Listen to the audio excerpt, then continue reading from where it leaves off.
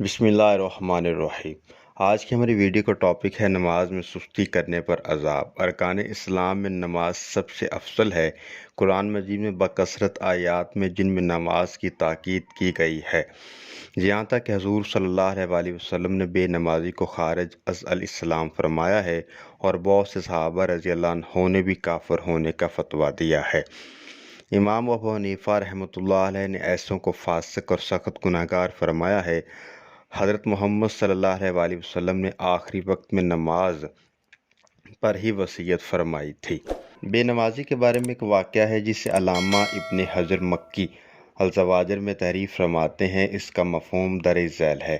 بعض سلف سے مروی ہے کہ ایک شخص کی بہن قضا کر گئی، انہوں نے میت کو قبر میں اتارا، بے خبری میں ان کی جیب سے کچھ نقدی قبر میں گر گئی، ان کو خبر نہ ہوئی، قبر سے باہر آئے اور مٹی برابر کر دی گئی۔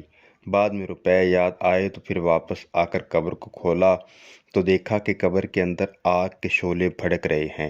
فوراً مٹی سے ڈھانک دیا اور روتے پیٹتے واپس ہوئے، اور ماں سے کہا کہ میری بہن کون سا عمل کرتی تھی؟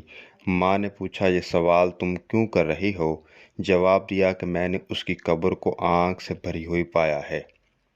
ماں بھی بے اختیار رونے لگی اور کہا بیٹا تیری بہن کوئی گناہ نہیں کرتی تھی، اتنا بتا سکتی ہوں کہ کبھی کبھی نماز سے غفلت برتتی تھی، دیر میں پڑھتی تھی۔